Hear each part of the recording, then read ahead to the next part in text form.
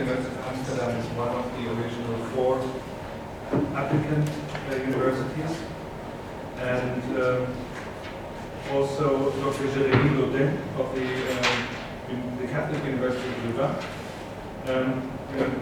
Daphne van der Pas will tell us more about what we found so far, about the descriptive representation of citizens of immigrant origin in Europe, and then we will move on to Jérémy Dodeigne, who will say something about their political experience. And that will, I think I would suggest we again have about two presentations, about 10 minutes, which should leave us with sufficient time for questions. Yeah, thanks very much. Okay, so yeah, Thomas has just told you what the goals of the project are, and Laura just explained about the data and how we operationalize this idea of system of immigrant origin. So I'm just going to go ahead and jump right into the data and present you with the first results. So we have now data on 8 countries, and I'm going to be presenting the last 3 terms. To keep things, for some countries we have a little bit more, but just to keep things comparable. Yeah, and I'm just really going to jump right in. These are the percentages of system of immigrant origin MPs in our 8 countries. And what you see immediately is that on the right, in the Netherlands and the UK, we have very high levels of representation. Percentages in the Netherlands are around 10 to 12%. And that is actually more or less perfect representation. They are similar to the population numbers. And then in the UK, you see rising numbers and also quite high. And I don't know completely by heart, but I don't think it's perfect representation, but you know, they're high relatively. Then we have another set of countries, which are sort of middle groups in between Belgium, Germany, and France, which have definitely, in terms of representation, lower numbers.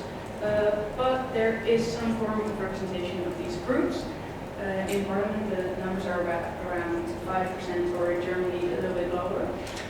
And then we have another group of countries, which are the Southern European countries in our set, Greece, Spain, and Italy, and their numbers are just really, really low. In Greece, Parliament is not that big, so what we're talking about here, the 0.6% is actually 2 MPs, and the 1.3% is actually 4 MPs in our data set, as we measure CIOs, systems of immigrant origin right now. So that's very low numbers.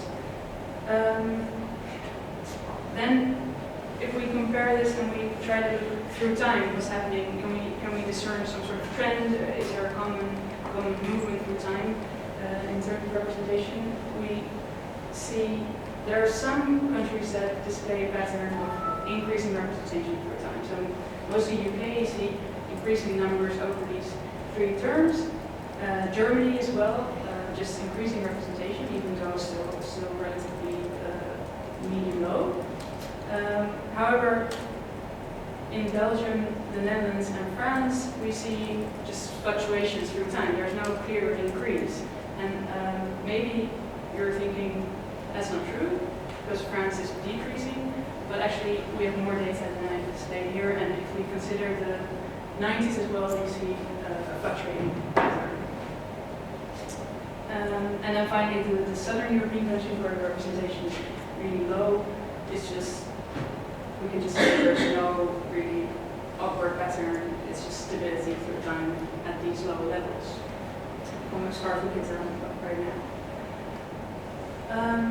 Yeah, so now the question is, who are these system of immigrant origin MPs? What can we say about them? And there are 3 things that I want to talk about now.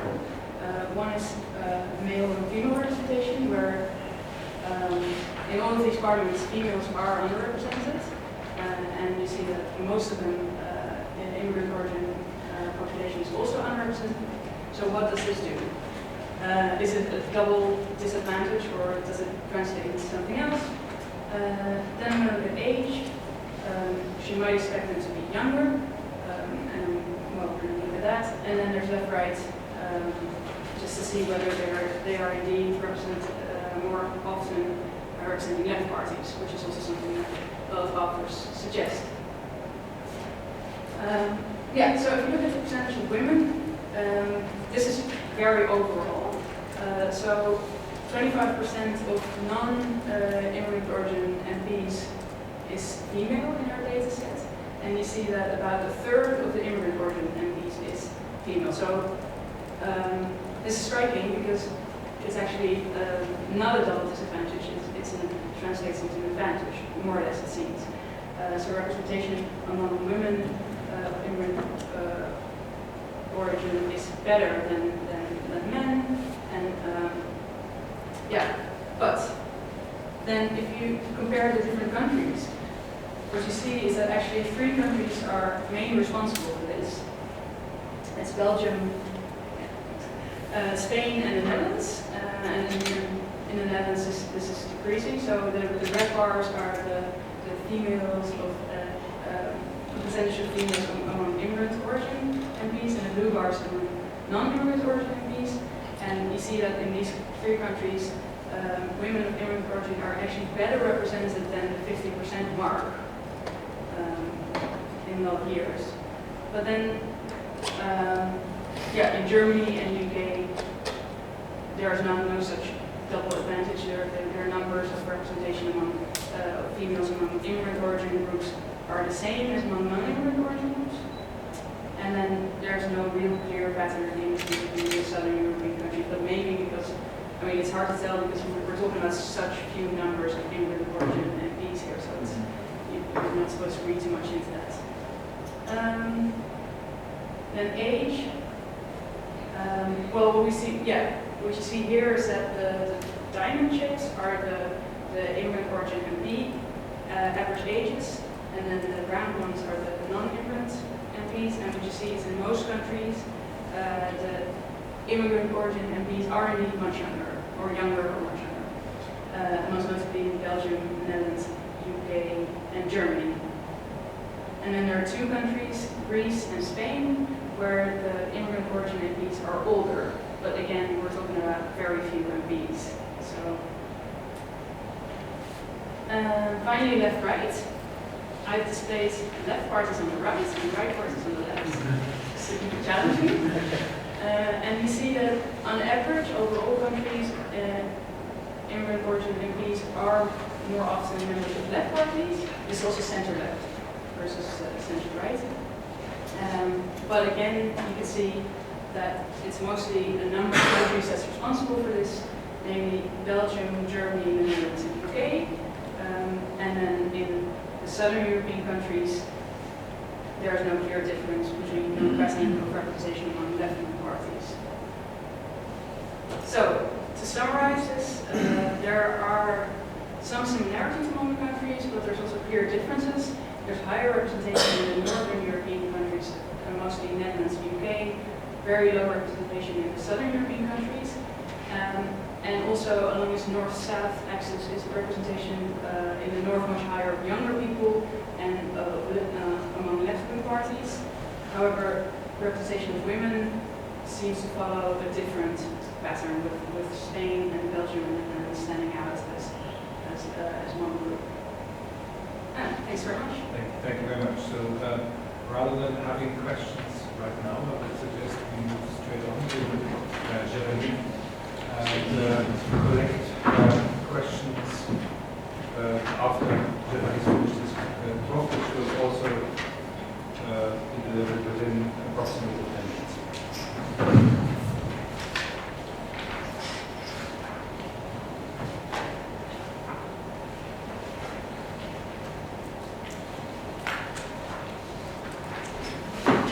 Hello everybody.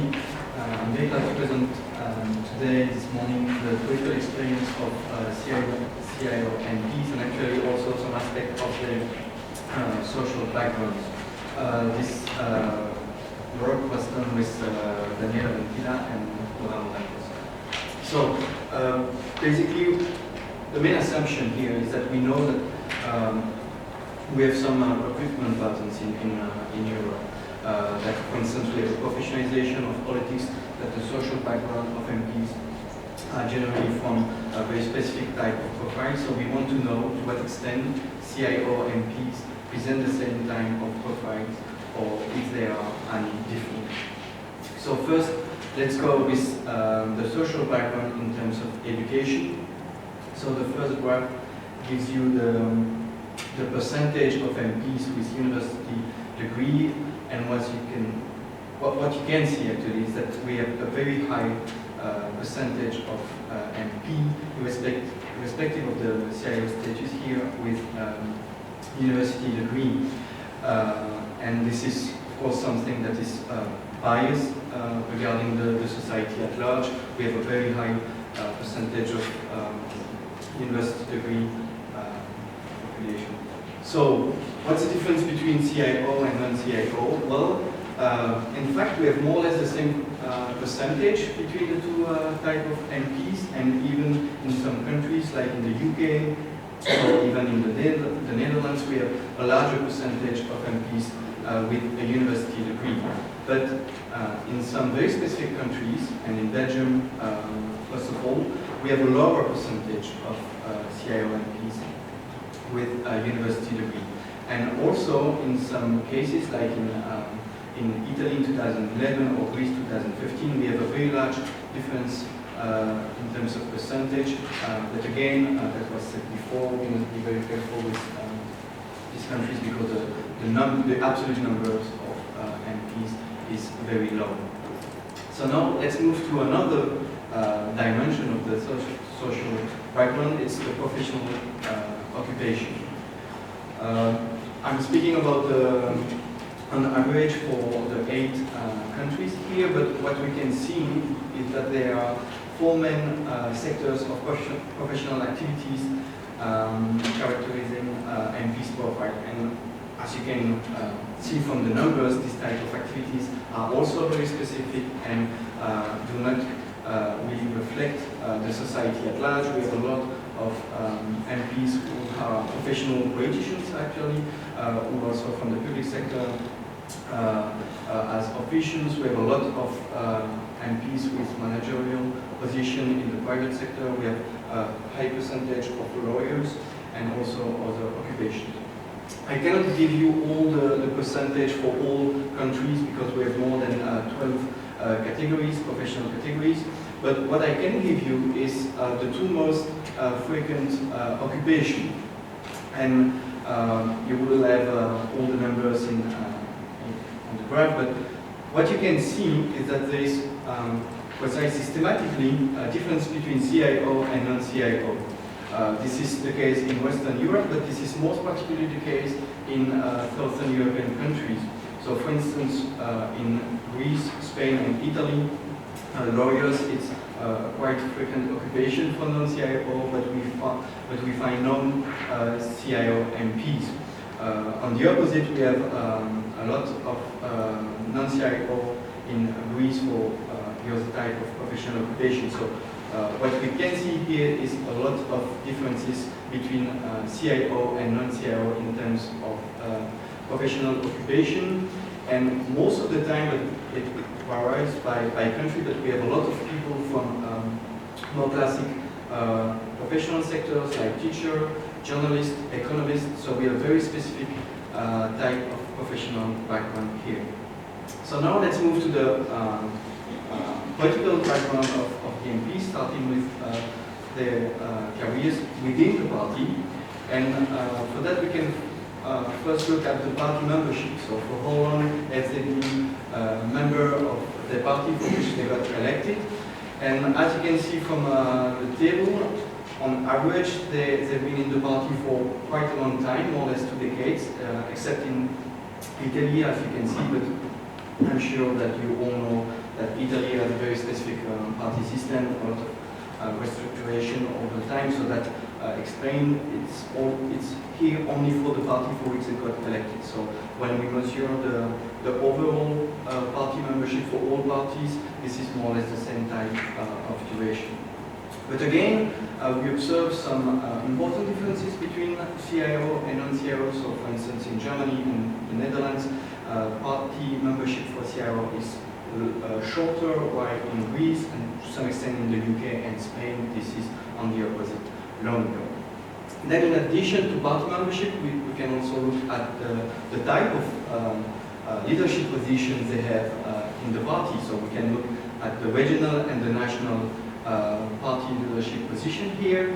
And interestingly, we find that this is more or less the same type of percentage at the regional and national level. So for instance, if you look at Germany, the percentage of CIO with regional party leadership position or national party leadership position is almost exactly the same. But again, we have some countries where there are some important differences. For instance, in Spain, a lot of non-CIO MPs have been in the regional party leadership position, while it's not the case for CIO, and also an example of difference in the Netherlands at the national party leadership level. But what we also find is that at the local level, this is almost systematically a lower representation of non-CIO, except in Belgium and in the Netherlands, this is always a lower representation. So now let's move to the experience in elected assemblies, starting with the national parliament. And here, what we observe is that non-CIO MPs have in general longer experience. This is systematically longer experience. This is in gray. You can see the difference with the black lines. The only exception is in the southern European countries and to some extent in France. But we can also look at the previous experience at other levels, because we know that Western European countries are multi-level systems from local to regional levels. And here what we observe is that except in France and Belgium, very specific countries in terms of local experience there, in general CIO MPs have less local experience. This is still substantial, around, for instance, 40% in Germany, in Spain, and in the UK, but this is less than for non-CIO. Then, at the regional level, we also see that the experience is quite limited. So, for instance, in Greece or Italy or the Netherlands, we have less CIO MPs with regional experience, but this is not. This is less salient in the case of advanced regionalized countries. And then finally we can see that at the European level, we have in France, Belgium and the UK, they've been member of the European Parliament most of the time. And finally I will finish with the experience as a member of the national cabinet, and this is of course very important because this is a genuine locus of power for decision making, for policy making here. And interestingly, we can see that CIO MP have been called quite frequently to serve in the national cabinet. We can see the black line that this is in some instances even more often than non-CIO.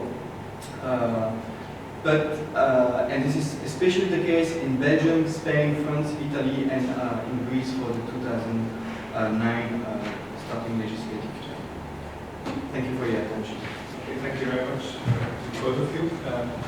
Again, as previously, there's now an opportunity to ask questions or add comments if you have comments. We have in these times 2 members of parliament amongst us.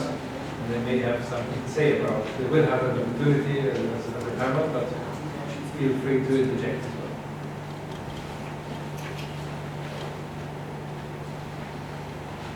Yes, if you would say your name. I'm Dr Jérémy Dodeigne from the University of Leicester, and I have a question regarding the first presentation, looking at the different trends you showed us. I was wondering if they confirm some sort of expectations you had about the trajectories of the MP's career there, or is it surprising, especially in relation to the migration processes that have been happening in each country and the have the numbers of migrants, because I guess they differ between Germany and Italy and so on. Yeah, it's definitely important. Well, we didn't display this now, but to just put the numbers of the group and the population beside it, to just directly compare those if you're talking about representation, and we'll definitely do that in the future. When it comes to expectations, I think there are a lot of different researchers here that might have more specific expectations, but I just think that one of the most straightforward ones would be that it follows after the immigration patterns with a lag. And here you see that, well, you see more variation than just simply a pattern effect. I mean, there is a part of that is maybe true because in the Southern European countries, immigration is more recent and levels are lower, but still we see Germany, for example, only now going up in time. So there's still a lot left to be explained.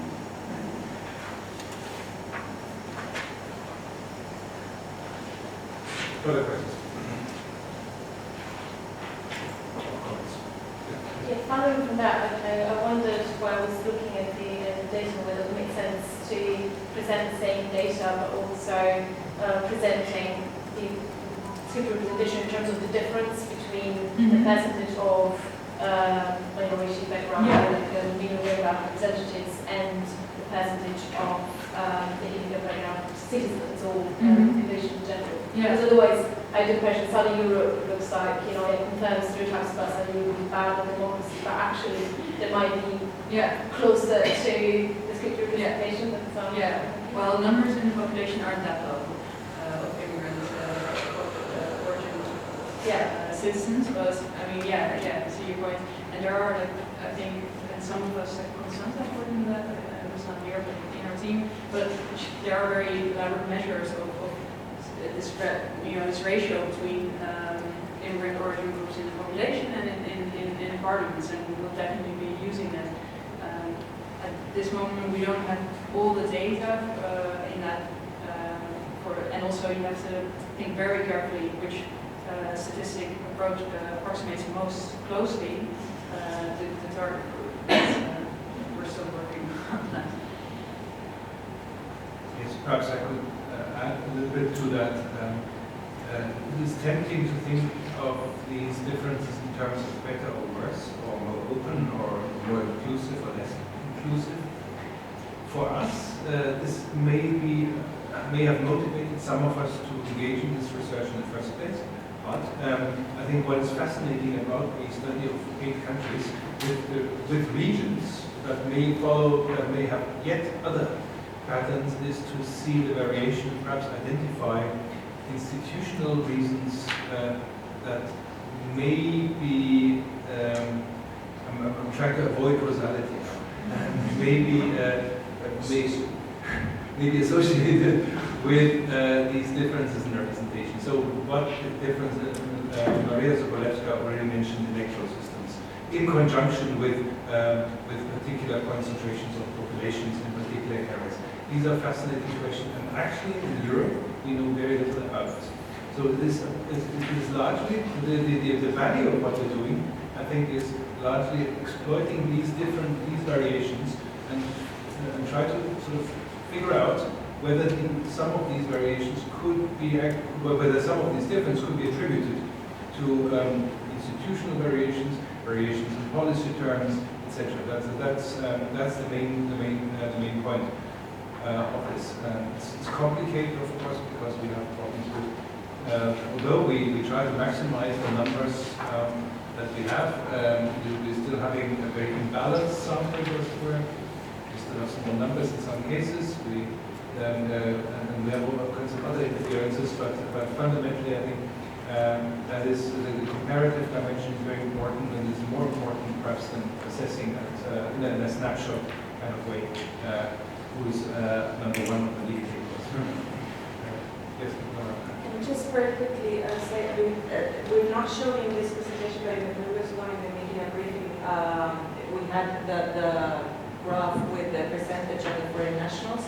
We've not presented it here because you will have a full session with all of the case studies later on, so you will see those figures there. But actually, Southern European countries have, their lower percentage is already 7% foreign nationals in the population, so that doesn't count those who have already naturalized, plus their children. So we're talking in all of the three countries, at least 10% of the population is of immigrant origin. In some countries, like in Spain, that's closer to actually 15, 16, 17%. So we're not talking here about a negligible percentage of the population. So in terms of descriptive representation, the gap is large.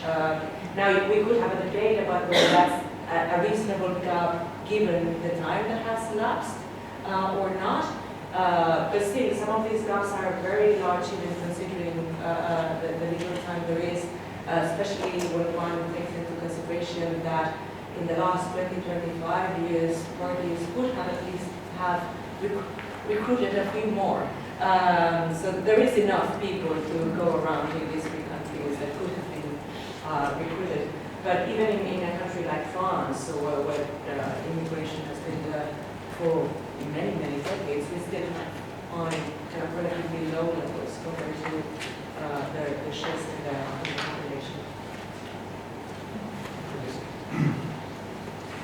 Maybe not a question, but something that I noticed, where I was surprised about. And that's why I'm really surprised about the presentation of the women and the ages, also about their background. But the last one was the most surprising for me, the members of the Western origin who are getting in the cabinets, in the national cabinet. So, and do you know something more specifically about them? Are they educated, uneducated? Is there a reason why there is such a high percentage? Because it was very new. Yeah, and here we must be very cautious because actually we decided to use only the past experience because when you look at the frequency of them being called into the cabinet at that time, so in 2003 for instance, being called in the cabinet for this legislative terms, we have very, very low percentage. But we know that this started in the 90s, some of them have been there for years, so we decided to present the past experience because that showed that there is something going on, and they are also very frequently called into the national cabinet. But we should we will be able to give more information when we will have the full time scope here, because there is indeed something going on in the past in comparison to what was going on at that moment. Perhaps another, I think it came through already in our analysis and also Daphne's presentation and Jérémy's.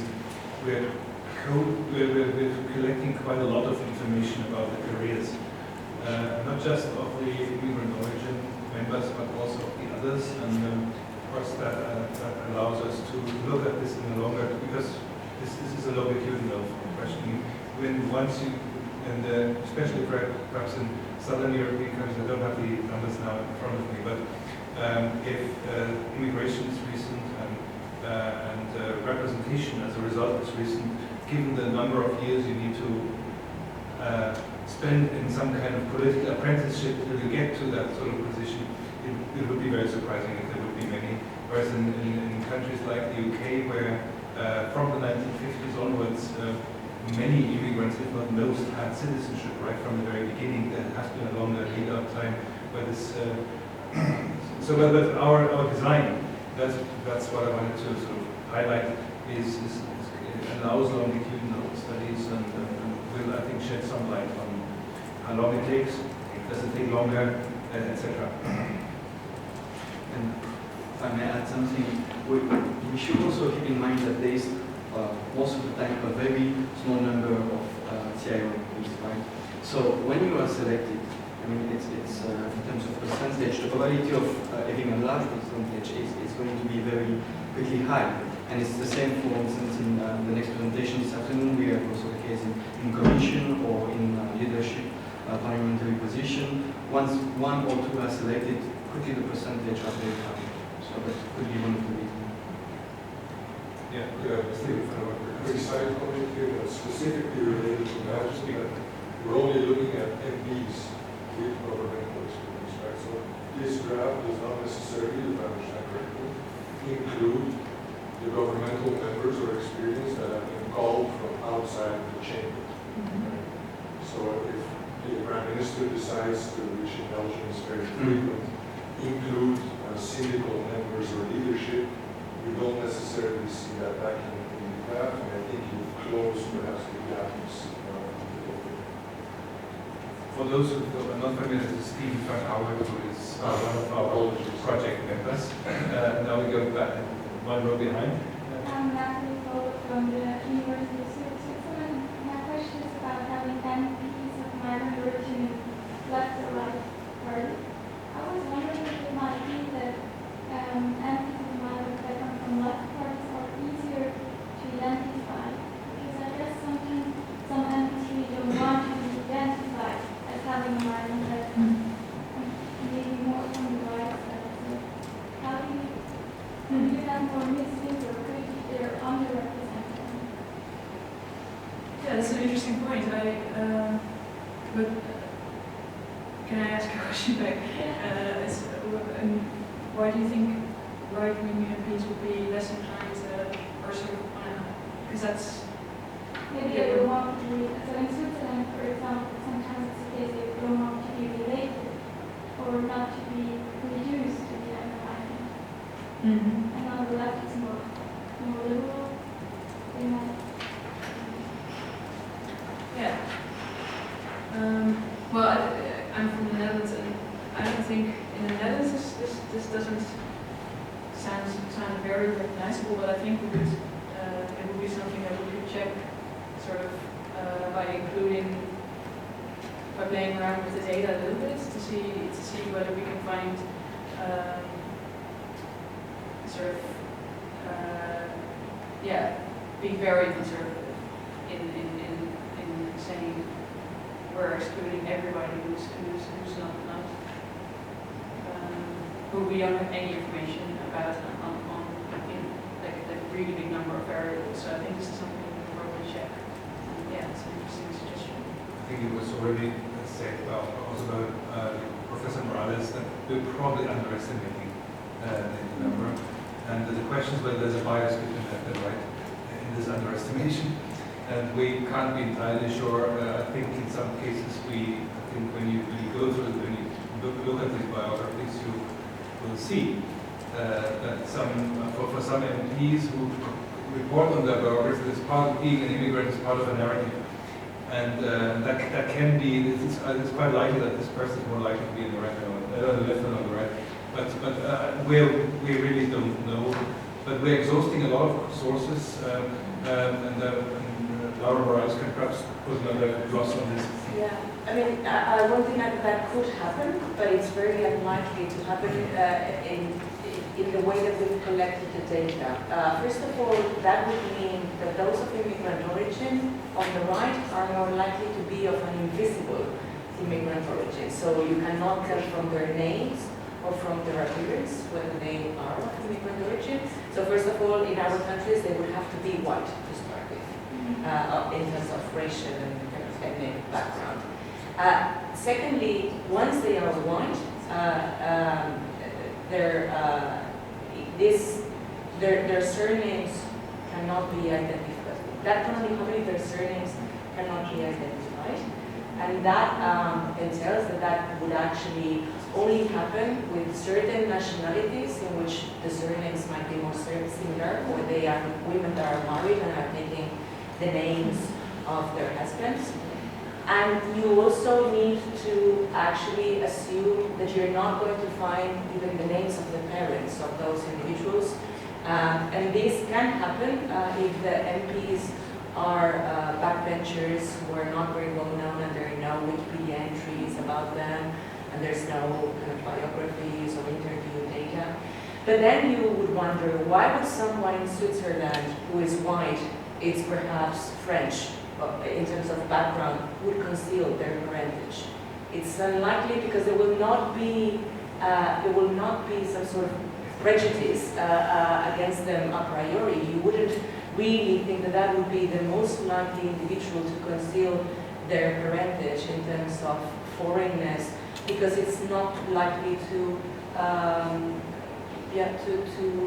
trigger negative or kind of anti-immigrant reactions in that way.